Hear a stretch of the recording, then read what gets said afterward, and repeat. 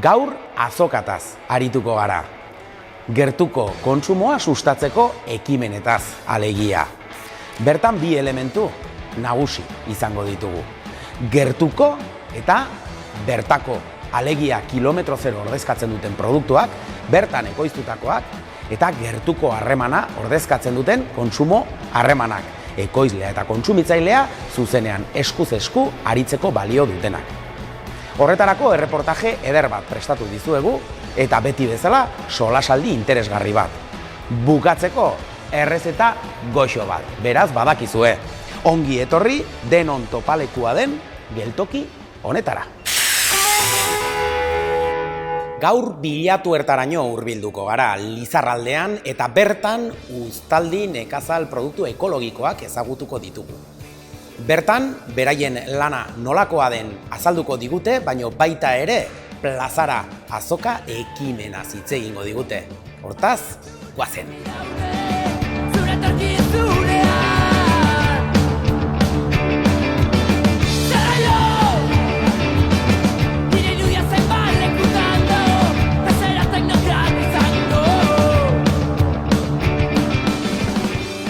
Bueno, Gorka eta Borja gea, uztaldi bioken bilangiok eta buruak.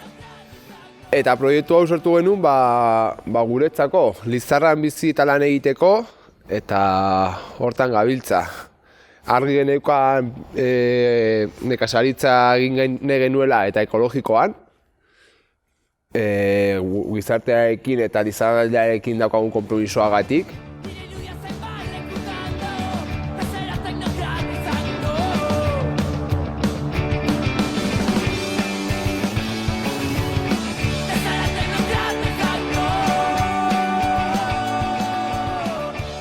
Zergatikan ekologikoa, eskenean gure ingurua eta gure herria zaindu nahi genuelako, eta ikusten genuen produktu ekologiko horiek beharrezkoak ziren hemen eta gure ingurua zaintzeko, zen eta ikusten genuen ondoko baratzetan azkenean produktu kimiko eta pila bat erabiltzen zirela eta erabiltzen dira. Eta azkenean produktu horiek gure ibaietara edo gure lurrera erosten dira eta azkenean guk hori nahi genuen ekiditzea eta horregatikan hasi ginen gure baratza produktu ekologikoekin egitea. Gu saiatzen gera hemen Lizarran ekoiztea eta harik eta gertuen salmentak egitea eta hori produktuari gehigarri bat ematen dio, ezta? Hemengo ekoizpena eta hemen saltzeana oso garrantzitsua da guretzat. Bueno, egin neguan gaude ilarrak landatzen, borraia eta zia zerbait jasotzen, eta pixko bat itxoiten eta lurra prestatzen udaberriari begira. Udaberria martxoa alderan, martxoa pila alderan, tomatea, kuiatxoak eta landatzen hasten geha. Ja, udazken aldera, hasten geha kanpoko landaketekin ere, irai aldean edo, eskarolak, atxikoriak, azak, eta loko produktu guzti horiek. Landarekin nahi duguna da alde batetik polinizatzea, gure kalabazin loreak edo tomate loreak polinizatzea eta lore gehiago ateratzea gero produktuan tomate gehiago ateratzeko, edo kalabazina edo lusoker gehiago ateratzeko, eta gero beste aldetikan ere loreak erabiltzen ditugu depredadoreak, bai adibidez baratzan edo pulgoiari aurka egiteko depredadore asko daude, eta depredadore horiek loreetan eta izkutatzen dira edo bizitzen dira. Loreak dira haien bizilekua eta hortarako loreak jartzen ditugu bai produktuen artean eta bai negutegiko hilaretan.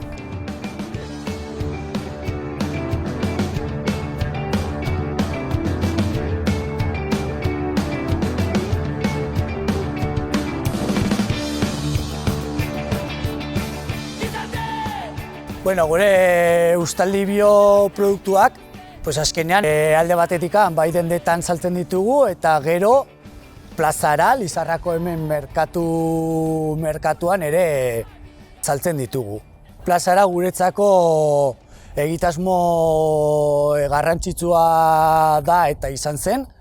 Azkenean nahi genuen sortzea nekazari eta beltzaintzainen merkatua, Azkenean hemen Lizarran daukaguna da distribuidoren merkatua, eta guk nahi genuenena izatea da produktoreen edo nekazari eta beltzaintzen merkatua. Hortarako, bai zepaenerekin batera, baita udaletxarekin batera, eta Ester udaletxeko teknikariarekin batera, hainbat eta asamblea egin ondoren lortu genuen plazara merkatua Lizarran egitea. Larun batetan egiten da, larun bate hilabetearen bigarren larun batea, eta horrekin nahi genuena da, hori azkenean nekazari eta beltzaintzen merkatua izatea, nun Lizarra eta Lizarraldeko nekazariek Lizarrako foruen parantzan biltzea eta gure produktuak han saltzea. Garrantzia ematea jendeak ikustea bertako ekoizpenak zaindu behar ditugula. Bertako produktua, nahiz eta ekologikoa ez du izan, baina bertako produktua izatea oso garrantzitsua dela, zen bestela, bukatuko dugu Nafarroko produktua kanpoan saltzen eta Almeria eta Murtziako produktuak ekartzen. Eta hori ez dugu nahi.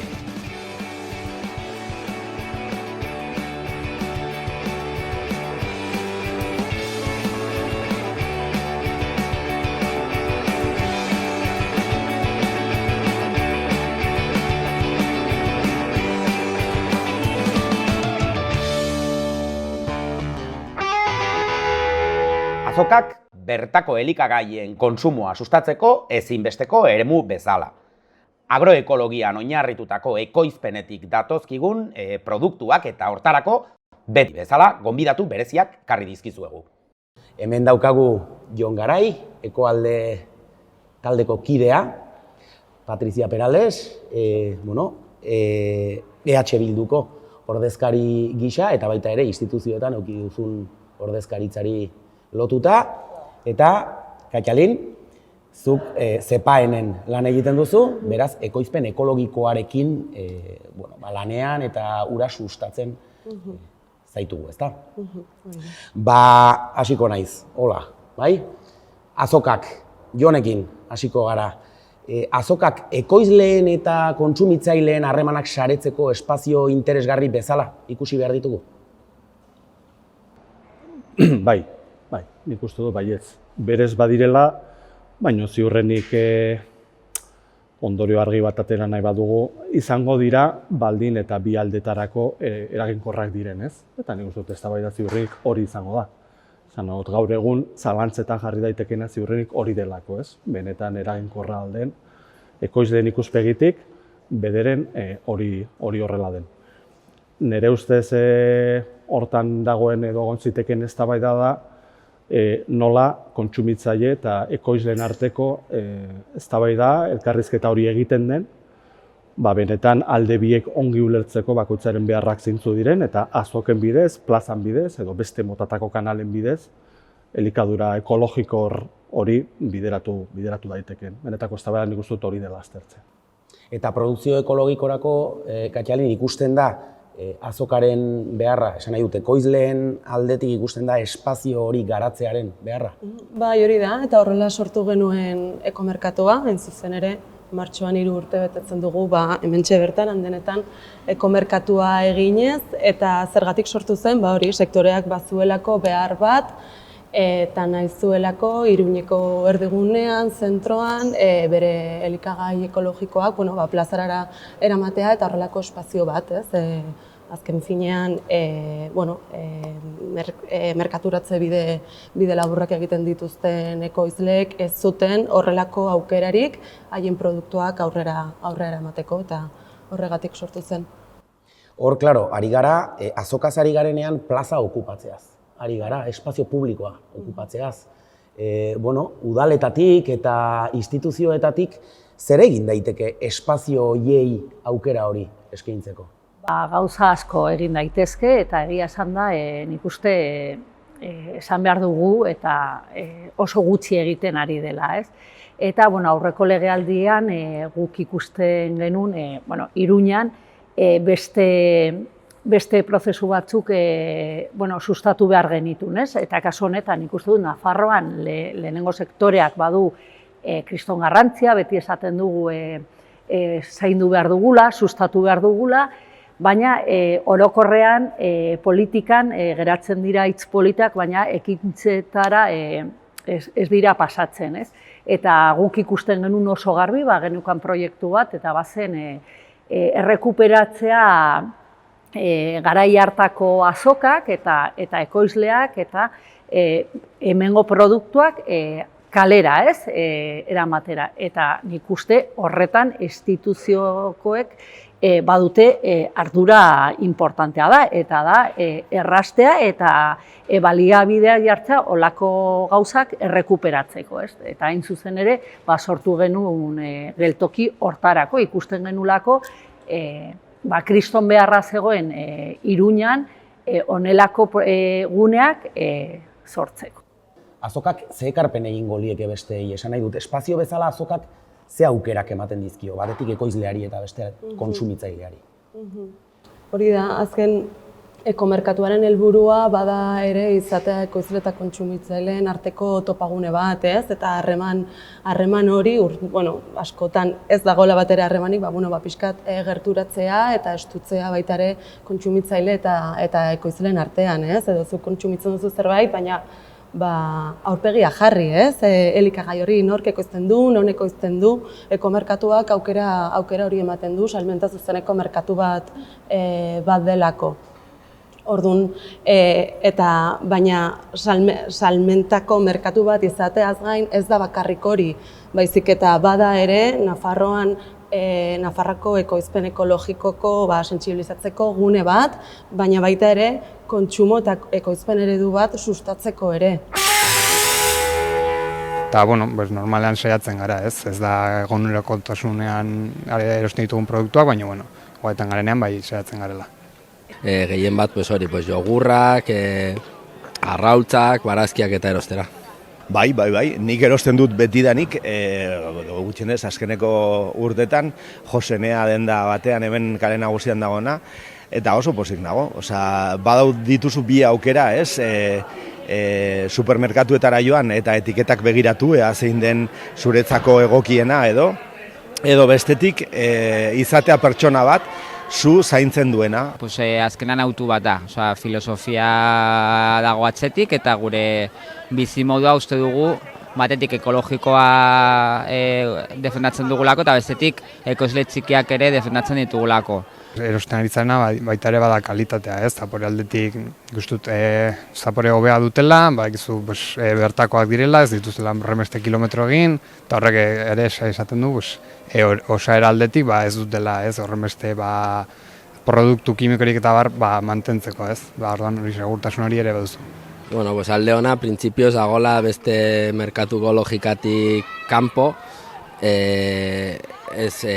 bai distribuzioan, bai banaketan, bai baloratzen dela ere ekoizlearen lana eta ordaintzen dela hobeto, eta baita ere osasunaren aldetik, ez? Ez da beti egia izaten toki ekologikoetan edo denda ekologikoetan garestiagoa dela. Adibidez, nik erosten dudan tokian, barazkiak eta frutak eta olakoak oso zainduta daude, oso presio honean, berak egiten ditu tratua sortzailearekin edo nekazariekin, eta kentzen dugu erditikan, begikate bat edo. Demagun hor, Patrizia, azkenean, kulturalki egiten den lanketa bat dela, ez? Kultura horrek ere erantzuten dio instituzioetatik aldarrikatzen den transformazio baten beharrari. Azkenean, instituzioetatik ze oztopo nagusi aurkitzen dituzuen kultura aldaketa horren norabidean pausoak emateko? Nik uste dut borondate politiko falta da nagusi. Egia esan da, badago burokrazia eta badaude, legea daude nahiko garatuak, baina bideratuak eredu sozioekonomiko bat sustatzeko, ez? Baina gaur egun, eta nik uste dut nahiko garbi geratzen ari dela, orain adibidez parlamentuan onartu da lege berri bat, non ikusten da krisi klimatikoaren kontra borrokatu behar dugu, hainbat gauza ere egin behar dira, eta interpelazio zuzena da ja, zuzenean administraziokoei, ez? Eta administraziokoek ikusten dute ja, osea, egin behar dutela zerbait. Orduan, burokrazia horrekin bukatu behar da, eta baina hortarako, osea, onena da borondate politikoa izatea, eta orduan egokitu, badaude trabak, noski, baina gainditu behar dira. Gainditu behar dira eta guk hartu behar dugu paper bat, nik uste aurreko legealdian hartu genuen udaletxean, eta da, errastea. Behin ikusita nolakoa da legea zeintzu diren beharrak, badugu ardura bat. Eta da, hemengo produktuak, hemengo ekoizlekin lan egitea, aritzea, entzutea, eta beraiekin proiektu berri batzuk sortzea. Herrietan orain kontzientzia hori sustatzen ari da, eta hori da egin behar duguna. Badaude oztopoak, bai, baina badago aukera ere gainditzeko eta gauza politak egitea. Hala ere nik hor badut kezka bat, eta nik berez ez naiz ekoizlea, baina bai ekoizle askorekin lan egiten dudala, eta trebituko naiz, pixkat ekoizleen iritzi batzuk agertzera, ez? Eta nik uste badagoela kezka, ea soka horiek ere bihurtuko ote ditugun turismorako zera, ez? Nolabait planteatzen ditugun norabide egoki horietan geratoke otodan zerbait simbolikoan, ez? Porque galdera bestelakoa izan daiteke ere, eta da benetan azoka batetara joatea ekoizlearen errentagarria da. Eta gehienetan esango nuke ezetz. Ezetz? Eta hor badaude ez dakit, azterketak egon daitezke, baina beraiei galdetuta zergatik diot hau, porque edonori galdetuta argi eta garbi erantzun dizuna da bere desioa litzatekela bere denbora, bere lanean esan dute ekoizpen lanetan ematea, ez? Eta azkenean distribuzioa tal bidaiak, eta nik uste dut elementu horiek ere aintzat hartu behar dira. Lehen aipatzen genuen elkarrizketa baten beharraz, eta nik uste dut ekoizleen behar horiek ere agertu behar dira. Evidentemente, horretan badagola asmo handi bat, eta da azken kontsumitzaile horrekin harreman zuzena izatea, eta nik uste dut ekoizleek ere badutela ardura handi bat. Eta ardura hori ez dakit aktore beste guztiek baduten. Eta da, kontziente dira prezioan ere ekoizleentzat nahikoa behar duela izan. Alegia, erosteko aukera behar duela izan. Baina ekuazio hori ez du bermatzen benetan errentagarri izatea. Orduan nik uste dut hor sartu behar diela bestelako politikak, apostu garbiak, baldin eta helburua den zergatik ez, apostu egin, ez dakit okurritzen zait instituzioetatik edo beste eremuetatik, saritzea benetan jarduera batzuk non gure lurraz defendatzen edo gure lurraz zaintzen ari diren, nolabait esateko Nafarroari ekarpen positiboa ekartzen diote praktika guzti horiek ere sustatu eta lagundu. Eta ziurrenik horrelako gauzek, aukera emango zuten ez, nolabait oreka hori mantendu eta denontzat onuragarria izaten. Noski hor sortzen den, edo neri sortzen zaidan galdera da, produktu agroekologiko eta zari balin bagara, zaintzaz ari gara, naturaren zaintzaz, ez? Eta ongizateaz, klaro, naturaren esparru horretan ekoizlea dago ere, zaintzen alda ekoizlearen ongizatea. Hori da, bai, eta kontsumitzaileok ere nahi ditugu merkatuak, eta merkatuak egotea non nahi, baina gero ere bagoaz merkatuetara, edo ez, esan nahi dut uste dut ere hor kontsumoiturak asko aldatu direla.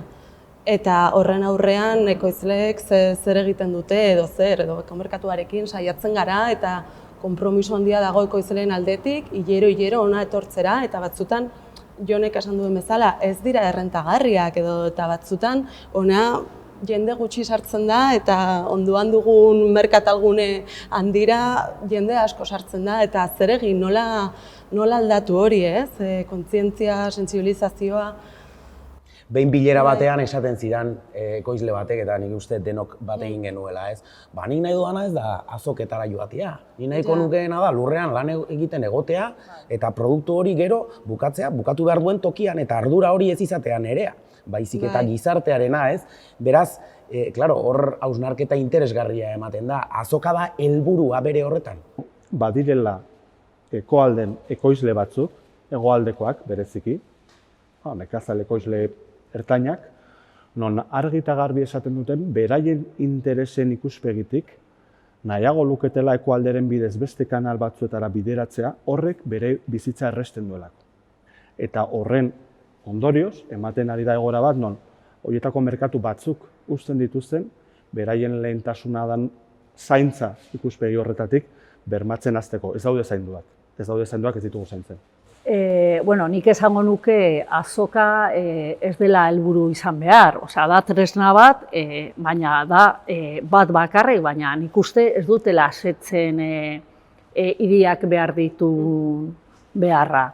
Orduan, guk planteatu genuenean hau aurreko legealdian Iruñan, zinez, pentsatzen genulako, hiri jasangarri bat eraiki behar genula, beste eredu batzuk sustatzea, eta ez, beti, behin entzunion nekazari bati, ez, arlo, hiria eta herrien arteko harremana, zegoen erabat apurtua, zegoela inolako harremanik, ez? Eta orduan, guk esaten genuen, guazen harreman hori indartzera, eta orduan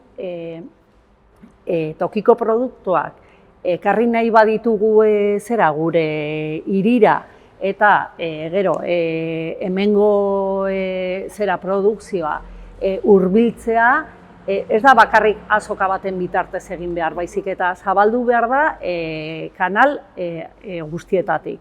Orduan esaten genuen, errestaurazio kolektiboan kriston eragina dugu, zen hori da, gure ardura da, ez? Adibidez, gure kasuan aurreskoletan, hor, genekien, zegoela, beste modu bat, ekartzeko hemengo ekoizleen produktua plateretara, baina ja zuzenean Iruñeko aurrendako, ez? Eta orduan hori egin genuen ere, hori da bide bat, baina gero esaten genuen, eta zergatik baditugu azokak ere, ez da hemengo azoka, baizik eta ja klasikoak zirenak zergatik horren bidez ere ez dira sartzen produktu ekologikoak, hemengoak, zen batzutan joaten gara eta zaila egiten zaigu hemengo produktuak eskuratzea. Orduan, planteamendu orokor bat egin beharko genuke, eta hori politika publikoak horretan sakondu behar. Kontua da, berriro esaten dut, momentu honetan ez dago borondate politikorik. Eta gero, auzoetan ere, baditugu denda txikiak eta horren bidez erraztu beharko genuke. Hor dago, nik uste dut, asko betzeko aukera, baina sakondu beharko dugu eta aztertu beharko genuke guztion artean. Horrela joan zaigu, alternatiba pile batekin joan zaigu denbora, baina garbi gelditzen da behintzat azoka apostu bat dela, gaur egun oraindik sostenigarria ez den kontsumo harreman eta ereduei aurre egiteko, eta bereziki landa eremua eta hiria elkar lotzeko landa eremu bizi bat nahi dugulako, eta gogo eta honekin hurrengo geltokira arte. Eskerrik asko, eta eskerrik asko zuei, Katxalin, Patrizia eta Jon.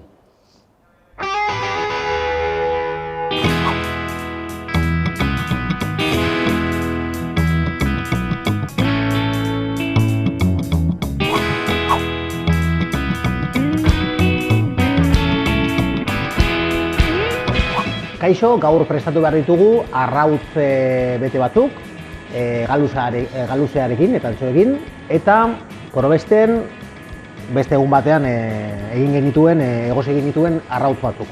Alde batetik egingo ditugu, marinatuko ditugu antxo batzuk, eta beste alde batetik egingo dugu barrukoa, atuna, tipulina, piparrakin, arrautz gorringoarekin, perezila eta mayonesarekin, eta beteko ditugu, eta hori izango da errezeta.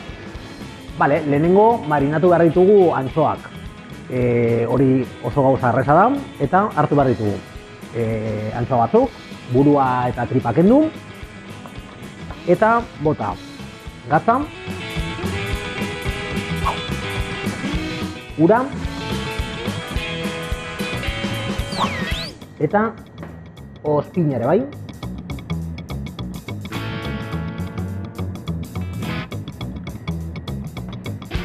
Hau egingo dugu filmatu, eta bihar izango ditugu prest. Kenduko dizkiogu ezurra, olio pizka bat, eta antxoak ditugu prest.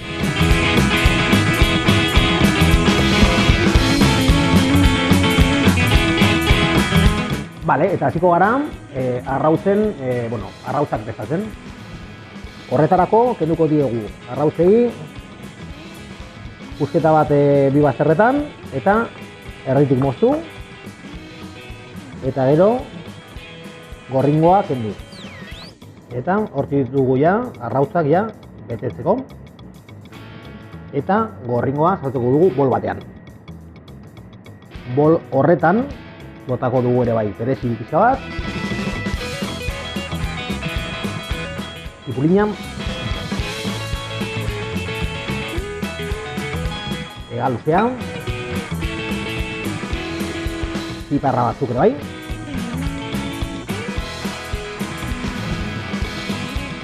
eta maionesa ere bai.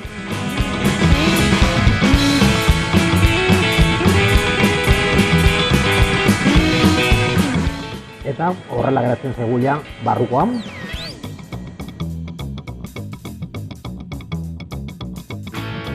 Oso ondo, eta hasiko gara arrautzak betetzen, besterik ez.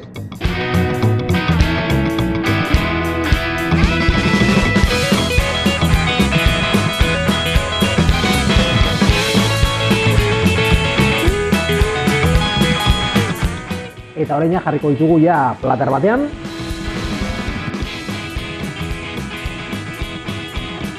Eta jarriko diegu antxoa pusketa banan.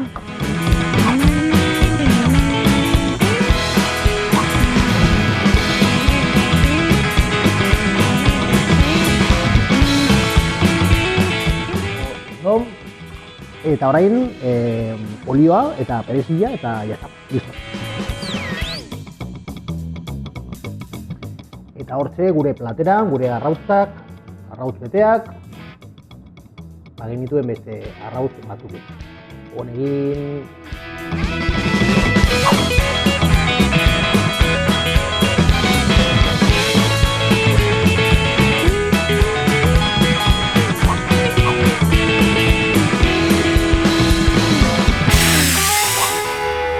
Azokek kontsumo eredu justo, duin eta iraunkorra eskaintzen digute.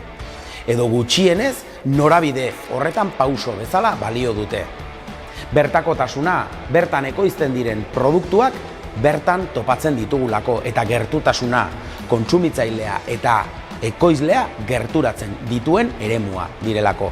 Baina horretarako kalea beharrezkoa da, plazak okupatu behar dira eta zeregina badago norabide hortan. Beraz, badakizue, ekin bideari eta hurrengo geltokira arte.